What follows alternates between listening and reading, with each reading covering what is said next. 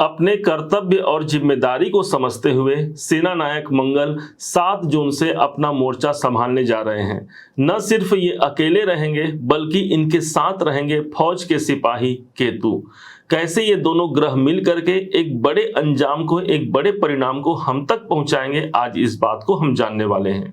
20 अक्टूबर सन 2024 का वो दिन था जिस टाइम से मंगल नीच अवस्था पर आए थे और तब से लेकर के अब तक ये नीच अवस्था पर ही चल रहे हैं।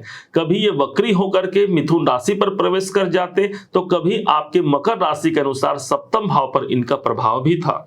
इस परिस्थिति में हमने जो देखा वो ये होगा सप्तम भाव पर इनकी स्थिति का बनना, जो कि नीच की राशि पर उपस्थित है।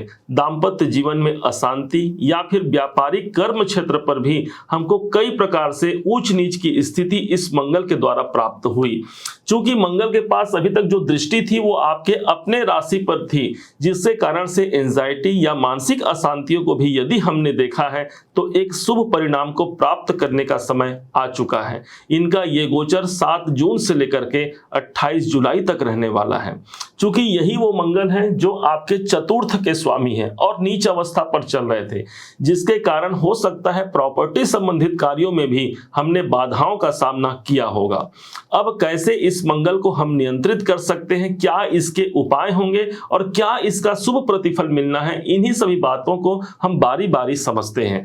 ध्यान दीजिएगा, मंगल के पास 3 दृष्टियां होती हैं, चतुर्थ, सप्तम और अष्टम, जिसमें से 7वीं दृष्टि तो सभी ग्रहों के पास कॉमन है, लेकिन जो चौथी और 8वीं दृष्टि है वो और किसी ग्रह के पास नहीं है, वो एकमात्र मंगल के पास समाहित होता है।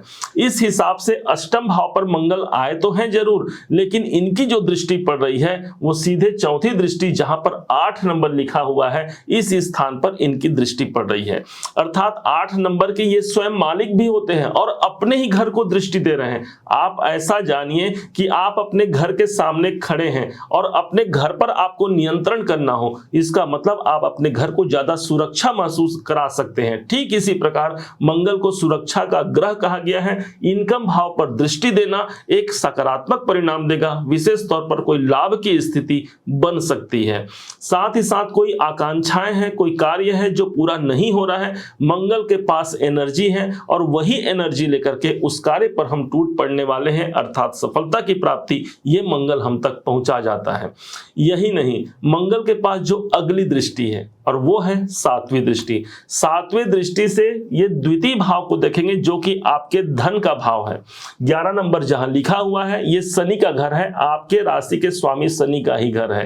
अब मंगल और शनि का कॉम्बिनेशन कोई अच्छा कॉम्बिनेशन नहीं है, लेकिन मंगल को कहा गया है धरणी गर्भ संभूतम विद्युत कांति समप्रभम कुमारम शक्ति हस्तम तब मंगलम प्रणमाम्यहम। अर्थात इनके पास शक्ति है, इनके पास ऊर्जा है। अब वही ऊर्जा पहुंच रही हमारे धन के भाव पर, अर्थात धन के काम भी, धन के मामले भी इस समय पर निपटेंगे।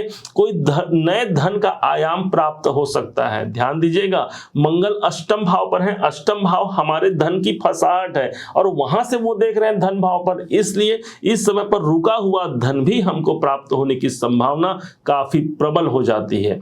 अब मंगल के पास जो अगली दृष्टि है इस पर ध्यान दीजिएगा और वो दृष्टि है इनकी 8वीं दृष्टि।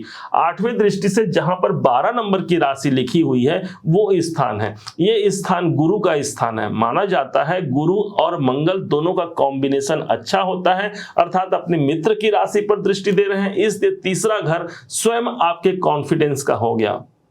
इसलिए आपके अंदर उत्साह ऊर्जा तो रहेगा ही, साथ ही साथ कॉन्फिडेंस की कमी हमारे अंदर नहीं रहेगी। अपने कार्य क्षेत्र पर हम पूर्ण जोश के साथ उस कार्य को करते हैं और उस पर सफलता का विजय तिलक भी हासिल करते हैं। यही मंगल का सबसे बड़ा शुभ प्रभाव मकर राशि को प्राप्त होने जा रहा है। तीसरा घर स्वयं आपका एग्रीमेंट है, इसलिए कोई एग्रीमेंट होने की संभावना यहां बन सकती है। कोई यात्राओं से जुड़ा कार्य भी इस समय पर संपन्न होने की संभावना लगाई जा सकती है।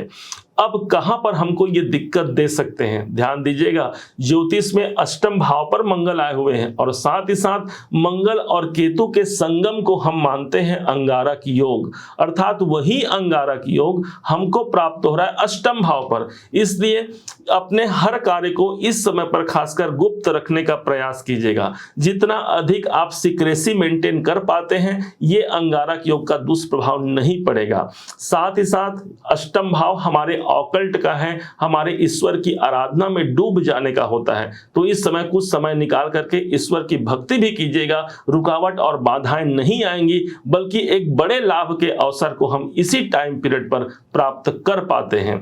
2 उपाय आपको बता रहे हैं। सबसे पहला कहा गया है, मंत्र जाप मम दृढ़ विश्वासा पंचम भगति सो वेद प्रकाशा, अर्थात मंत्र जाप में बड़ी शक्ति होती है।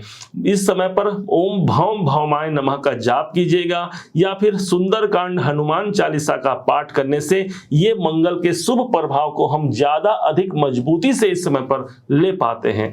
दूसरा उपाय होगा, मंगल को हम भूमि पुत्र कहते हैं, पृथ्वी कहते हैं, जमीन कहते हैं, और ठीक केतु को कहा गया है रूट अर्थात जड़ कहा गया है।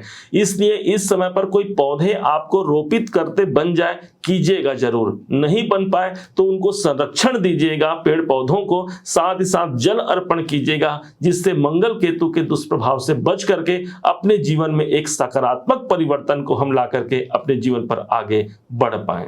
उम्मीद है आप सबने इसे समझा, आप सबने इसे जाना है। यदि आपने इसे समझा है, जाना है, मेरे समझाने का प्रयास यदि आपको सार्थक लगा हो, मेरे समझाने का तरीका यदि आपको सार्थक लगा हो, तो हर बार की भांति इस बार भी अपना प्यार भरा लाइक और कमेंट करना कभी मत भूलिएगा। और हाँ, यदि अभी तक आपने चैनल को सब्सक्राइब नहीं किया है, सब्सक्राइब जरूर कीजिएगा। पुनः एक बार फिर आप सभी का दिवस बहुत मंगलमय हो, इन्हीं शुभकामनाओं के साथ। जय श्री राम।